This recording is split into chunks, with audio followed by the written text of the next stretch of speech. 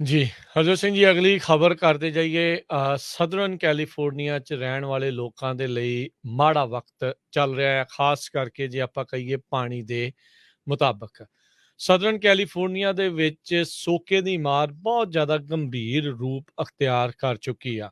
ਇੱਥੋਂ ਤੱਕ ਵੀ ਲੋਕ ਕਹਿ ਰਹੇ ਆ ਵੀ ਜੇ ਸਦਰਨ ਕੈਲੀਫੋਰਨੀਆ ਦੇ ਵਿੱਚ ਵਾਟਰ ਰਿਸਟ੍ਰਿਕਸ਼ਨਸ ਹੋਰ ਜ਼ਿਆਦਾ ਕਰੜੀਆਂ ਨਹੀਂ ਕੀਤੀਆਂ ਗਈਆਂ ਤਾਂ ਉਹਨਾਂ ਨੂੰ ਇਹ ਡਰ ਆ ਵੀ ਸਮਰ ਤਾਈਂ ਨਿਕਲਦਿਆਂ ਪਾਣੀ ਜਿਹੜਾ ਹੈ ਉਹ ਸਾਰਾ ਖਤਮ ਹੋ ਸਕਦਾ ਆ, ਜਿਸ ਦੇ ਨਾਲ ਰੈਜ਼ੀਡੈਂਟਸ ਤੇ ਬਿਜ਼ਨੈਸਿਸ ਉਹਨਾਂ ਉੱਤੇ ਵੱਡਾ ਅਸਰ ਪਊਗਾ। ਤੇ ਇਸ ਟਾਈਮ ਕਹਿੰਦੇ ਵੀ ਇਹਨਾਂ ਦੋਨਾਂ ਹੀ ਰੈਜ਼ੀਡੈਂਟਸ ਜਿਹੜੇ ਰਹਿਣ ਵਾਲੇ ਆਮ ਲੋਕ ਨੇ ਤੇ ਜਿਹੜੇ ਬਿਜ਼ਨੈਸਿਸ ਆ ਉਹਨਾਂ ਨੂੰ ਵਾਟਰ ਯੂਜ਼ਸ ਦੇ ਉੱਤੇ ਕੱਟ ਕਰਨ ਦੇ ਲਈ ਆਖਿਆ ਜਾ ਰਿਹਾ ਹੈਗਾ ਆ। 15% ਜਿਹੜਾ ਹਰਜੋਤ ਸਿੰਘ ਜੀ ਵਾਟਰ ਕੱਟ ਯੂਜ਼ੇਜ ਆ ਉਸ ਨੂੰ ਘਟਾਉਣ ਦੀ ਗੱਲ ਆਖੀ ਆ, ਇਹ ਉਸ ਨੂੰ ਹੋਰ ਵੱਧ ਸਕਦਾ ਆ। ਸਾਇੰਸਦਾਨ ਇਹ ਆਖ ਰਹੇ ਆ ਵੀ ਵੈਸਟਰਨ ਕੋਸਟ ਦੇ ਵਿੱਚ ਜਿਹੜਾ ਇਸ ਟਾਈਮ ਮੈਗਾ ਡਰਾਊਟ ਚੱਲ ਰਿਹਾ ਆ, ਪਿਛਲੇ 1200 ਸਾਲ ਦੇ ਇਤਿਹਾਸ ਦੇ ਵਿੱਚ ਸਭ ਤੋਂ ਗੰਭੀਰ ਰੂਪ ਦੇ ਵਿੱਚ ਹੈਗਾ ਆ।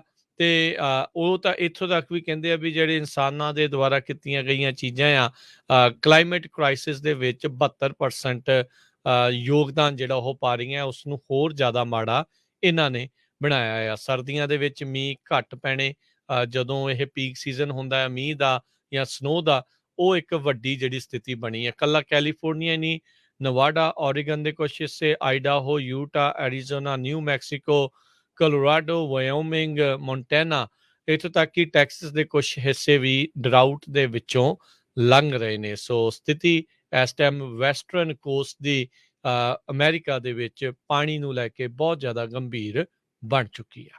ਜੀ, ਹਰਜੋਤ ਸਿੰਘ ਜੀ ਅਗਲੀ ਖਬਰ ਕਰਦੇ ਜਾਈਏ ਸਦਰਨ ਕੈਲੀਫੋਰਨੀਆ 'ਚ ਰਹਿਣ ਵਾਲੇ ਲੋਕਾਂ ਦੇ ਲਈ ਮਾੜਾ ਵਕਤ ਚੱਲ ਰਿਹਾ ਹੈ, ਖਾਸ ਕਰਕੇ ਜੇ ਆਪਾਂ ਕਹੀਏ ਪਾਣੀ ਦੇ ਮੁਤਾਬਕ।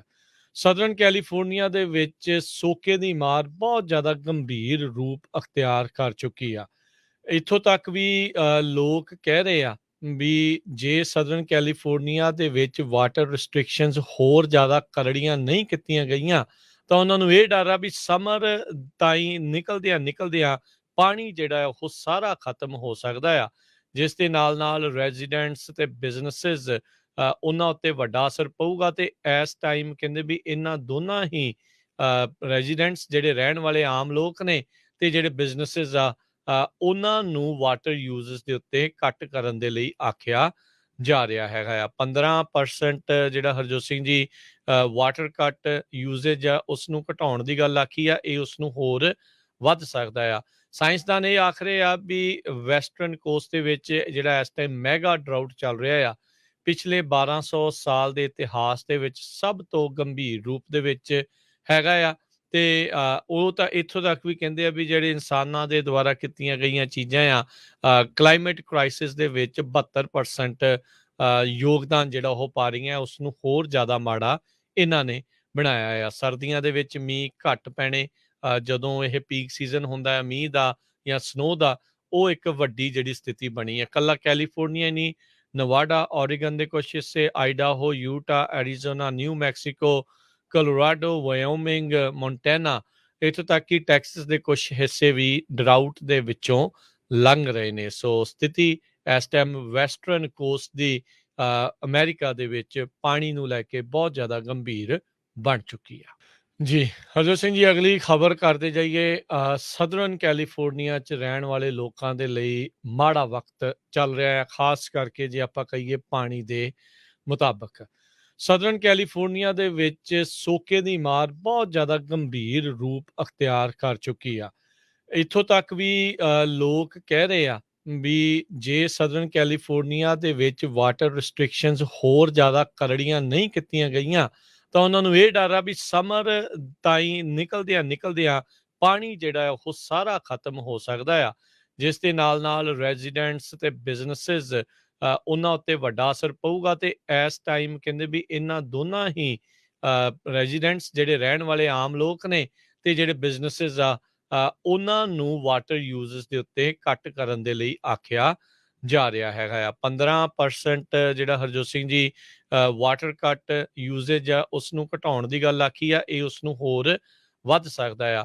ਸਾਇੰਸਦਾਨ ਇਹ ਆਖ ਰਹੇ ਆ ਵੀ ਵੈਸਟਰਨ ਕੋਸਟ ਦੇ ਵਿੱਚ ਜਿਹੜਾ ਇਸ ਟਾਈਮ ਮੈਗਾ ਡਰਾਊਟ ਚੱਲ ਰਿਹਾ ਆ, ਪਿਛਲੇ 1200 ਸਾਲ ਦੇ ਇਤਿਹਾਸ ਦੇ ਵਿੱਚ ਸਭ ਤੋਂ ਗੰਭੀਰ ਰੂਪ ਦੇ ਵਿੱਚ ਹੈਗਾ ਆ।